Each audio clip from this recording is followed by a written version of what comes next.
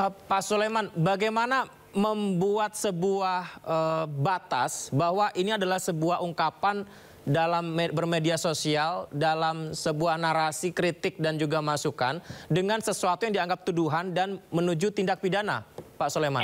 Bagus. Kalau mau bicara sepanjang tidak ada fakta, jangan ngomong. Fakta menurut kami ya, menurut kami intelijen militer, fakta itu apa? Kalau disebut ada 4 faktor, siapa, apa, di mana, dan bila mana. 4 faktor ini harus terpenuhi terlebih dahulu, baru disampaikan. Itu fakta. Kalau salah satu tidak ada di situ, itu artinya ngarang-ngarang. Nah, coba lihat dari apa yang disampaikan tadi. Ada enggak 4 faktor ini disebutkan? Hari ini kapan kami telah melaksanakan darurat militer? Mana darurat militer? Ada enggak darurat militer? Kalau disebut darurat militer yang dimulai tanggal sekian diumumkan oleh presiden, nah itu baru.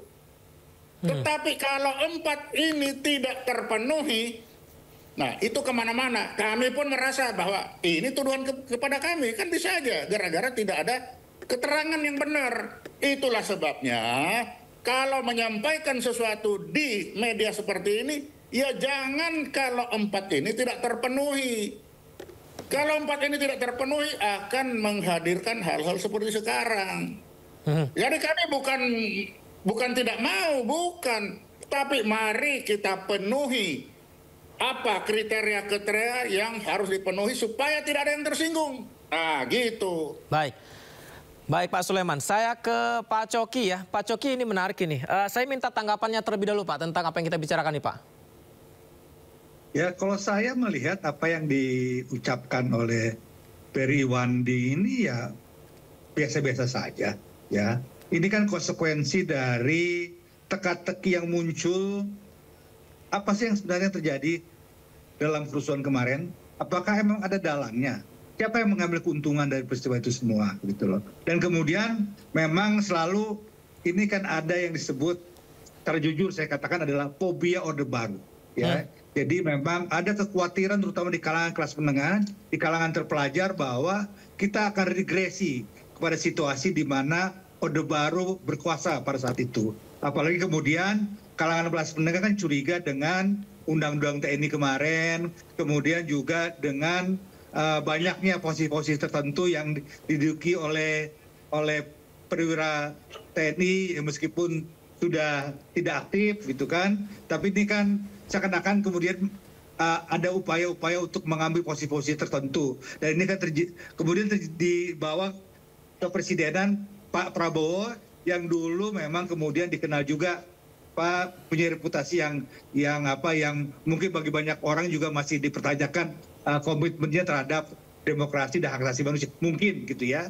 Tapi inilah ini situasinya memang kemudian menimbulkan banyak spekulasi. Jadi apa ini kata yang Irwandi ini mungkin tidak spekulasi dia, karena kan banyak kita semua tahu lah di media sosial, bahkan juga kadang-kadang di media mainstream ada analisa-analisa yang bersifat spekulatif. Ya kadang-kadang kemudian mendiskreditkan pribadi tertentu, institusi tertentu, dan inilah sebabnya mengapa kalau ini dibiarkan akan muncul terus hal-hal semacam ini gitu loh. Karena itulah kemudian Setara Institut kan mengusulkan dibentuk TPGF supaya kita tahu sebenarnya apa yang terjadi dan siapa sebetulnya pelakunya gitu loh. Karena kan banyak berita-berita yang menunjukkan bahwa loh itu nggak mungkin kalau nggak ada ya orang-orang yang memanfaatkan. Kok peristiwa penyerangan misalnya di rumah Bu Sri Mulyani ada 2 gelombang, kemudian ada orang yang memberikan aba-aba, kemudian ada yang menggunakan pakaian hitam-hitam, seakan-akan bahwa itu ada terorganisir dan sebagainya. Nah ini spekulasi-spekulasi ini kan tidak terjawab gitu. Ya, sementara pihak kepolisian hanya sibuk kemudian menggunakan undang-undang ITE untuk menjerat orang-orang yang dituduh menghasut dan melakukan agitatif gitu loh. Tapi siapa yang tadi yang menjadi timbul tanda tanya pada publik belum dijawab oleh polisi gitu. Karena kalau hal semacam itu tidak terjawab, muncullah spekulasi-spekulasi ini gitu loh. Dan ya TNI harus harus berbesar hati, tunjukkan bahwa dia juga mau menjawab bahwa loh kalau memang bukan kami, bukan kami, dia juga harus memberikan jawaban dengan cara terbuka saja. Tuduhan Ferry Iwandi ini salah. Ini loh buktinya bahwa kita tidak melakukan seperti dia tuduhkan. Tidak perlulah kemudian misalnya dibawa kepada aparat hukum.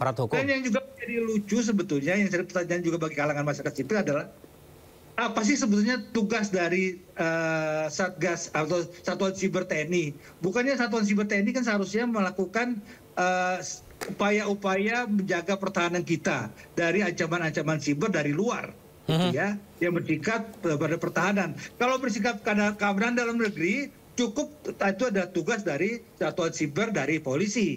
Nah, itu yang pertama. Yang kedua, kalaupun misalnya TNI merasa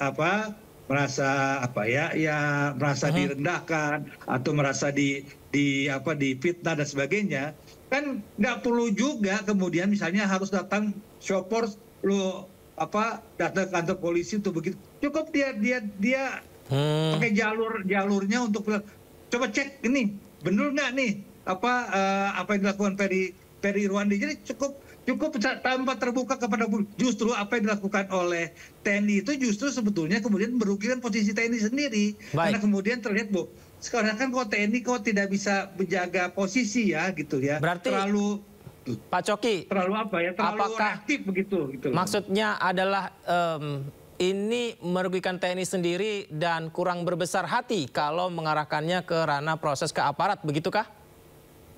Ya, kalaupun misalnya TNI merasa itu adalah upaya serangan kepada dia dan upaya untuk mendiskreditkan TNI, kan ada caranya gitu. Tidak perlu misalnya show force atau apalagi di depan wartawan TNI datang ke kantor polisi. Ada cara sendirilah. Bagaimana TNI kemudian misalnya melalui jalur-jalur sendiri katakan, Pak Polisi ini ada begini. Coba Pak Polisi ini investigasi, selidiki apakah benar. Tidak perlu harus